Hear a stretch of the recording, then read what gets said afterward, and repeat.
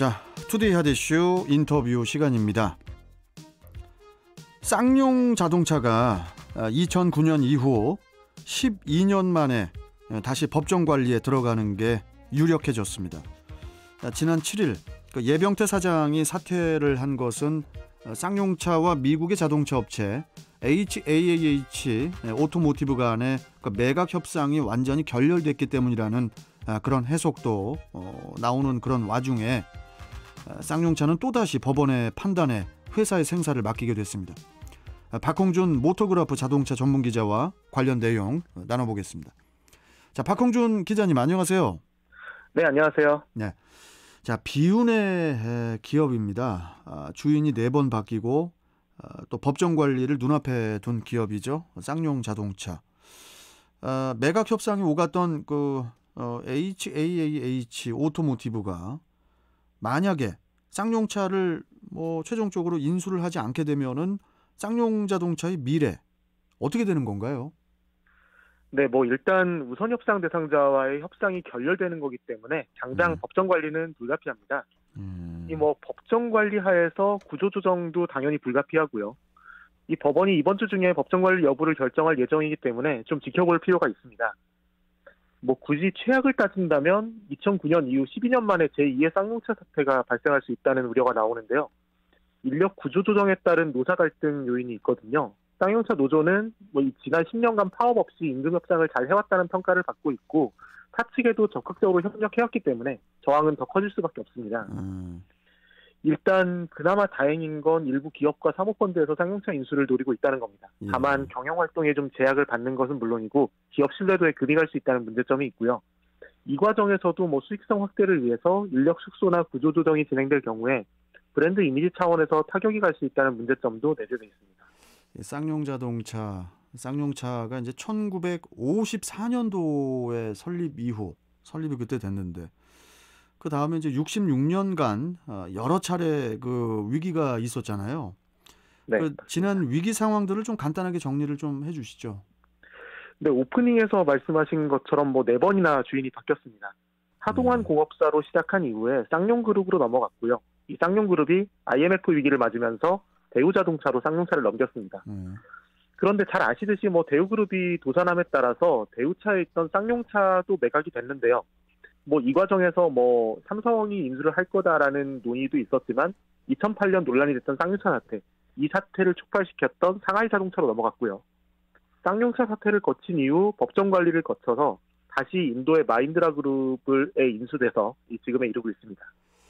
자, 결국 그 쌍용차를 쓰러뜨리는데 결정적 역할을 한 것은 2009년 상하이 자동차, 이 상하이차 먹튀 논란 때문이라고 봐야 되는지 모르겠는데 이 상하이차 사태 후에 쌍용차는 법정 관리와 더불어서 평택 공장 옥새 파업 등 여러 아픔을 또 겪어야 하지 않습니까? 네, 모든 사항들을 종합적으로 말씀드리자면은 이 쌍용차가 지금의 상황에 이른 게 이 상하이 자동차의 먹튀 논란 맞습니다. 업계에서는 소위 쌍용차가 골든타임을 놓쳤다고 평가를 하고 있는데요. 그 당시에 체어맨 후속이라든지 카이런, 액티언 등 주력 차종들이 막 나오는 시점이었고요. 세계상 후속 차종들을 개발해야 되는 시점이었습니다. 국책 사업으로 디젤 하이브리드 개발도 진행 중이었고요.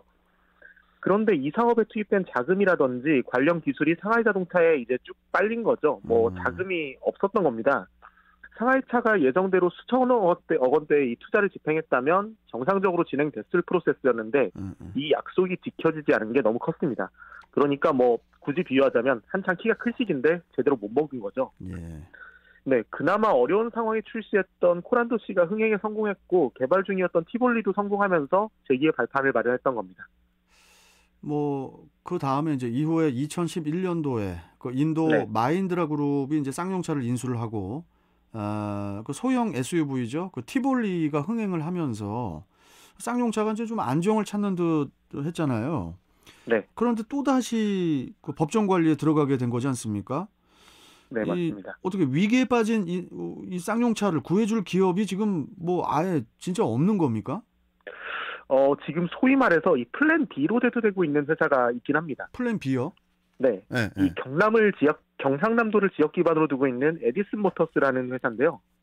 이 전기 버스를 만들고 있는 회사인데 전기차. 네네. 이 쌍용차 인수에 필요한 인수 대금의 절반가량을 확보한 상태고요. 나머지는 평택시와 쌍용차 협력업체 등을 유치해서 컨소시엄을 꾸리겠다, 뭐 이런 입장입니다. 이 에디슨 모터스 측은 최근 언론 인터뷰를 통해서 쌍용차 인수와 관련된 준비는 모두 마친 상태다. 다만 본인들이 우선 협상 대상자가 아니기 때문에 상황을 지켜보고 기다리고 있는 상태라고 입장을 밝혔습니다. 다만 이 에디슨 모터스가 인수자금의 나머지를 어떻게 조달할지 이에 대한 추가적인 검증이 필요한 상태입니다. 아니 우리 박홍준 기자는 현장에서 취재를 하시잖아요. 네네. 그래서 이제 잘 아실 것 같아서 네. 이 쌍용차가 앞으로 어떻게 될 것 같습니까? 이렇게 딱 보시면은. 일단은 최근에 자산 재평가가 이루어지면서 이 상장 폐지를 막기 위한 이의 신청이 진행된 상태라서 이 주식시장에서 퇴출될지는 한번 지켜봐야 될 것 같습니다. 이런 점들이 있고요. 사실 자동차를 취재하는 입장에서 저뿐만 아니라 좀 많은 자동차 기자들이 이 상황을 좀 안타까워하고 있습니다. 객관적인 사실을 넘어서 어쨌건 한국 자동차 역사에 있어서 좀 SUV 시대의 한 축을 열었던 중요한 회사이기 때문인데요. 그렇죠. 네, 그래서 더욱 잘 됐으면 좋겠고 시대의 흐름을 따라서 더 성장하길 바라고 있습니다. 다만 전기차라든지 하이브리드 등 최근의 친환경 트렌드에 좀 적극 대응하지 못하고 있는 게 유독 아쉬운 상황이라 안타깝다는 반응이 대다수인데요. 일단 당장에는 적합한 투자처를 찾아서 고용이 유지된다는 전제하에 티볼리로 새로운 시장에서 성공했듯이 다시 전기차라든지 하는 이 새로운 시장에서 성공하는 모습을 보여줬으면 하는 바람이 있습니다. 다만 좀 아쉬운 게 지금의 투자자들이 쌍용차를 좀 방관하고 있다는 겁니다. 이 법정 관리를 거쳐서 부채가 좀 탕감이 되고 소위 몸값이 좀 싸지면 그때 노려보겠다는 태도라는 건데요. 좀 계산기 두드리시는 거 그러실 수 있지만 2만 명에 달하는 고용이라든지 그 파급 효과, 국가 경제 이런 점들도 좀 생각을 해주셨으면 하는 바람입니다. 아까 그 말씀하셨지만은 네. 중국에서 디젤 하이브리드 뭡니까 그런 기술을 정보를 빼갔다고 그랬잖아요, 중국이. 네, 맞습니다. 디젤 하이브리드 차가 중국에서 좀 많이 히트를 쳤나요, 혹시? 사실 실제 그 기술이 적용이 된 차가 출시가 되진 않았지만 상하이 자동차가 그 당시에 체어맨이라든지 이 카이런이라든지 일부 차량들의 도면이라든지 핵심 기술을 그대로 가져가서 이 자신들의 브랜드를 달고 판매를 한 사례가 있었는데요. 실제로 중국에서 상당히 흥행을 했습니다. 네. 참 이 쌍용 자동차의 이 험난한 길이 이 코란도의 명성처럼 또 무쏘의 강한 뿔처럼 좀 다시금 좀 재도약할 수 있는 길이 열릴 수 있기를 바라봅니다. 네. 자, 오늘 말씀 여기까지 듣도록 하죠. 고맙습니다. 네, 감사합니다. 네. 자, 박홍준 모토그래프 자동차 전문 기자와 함께 했습니다.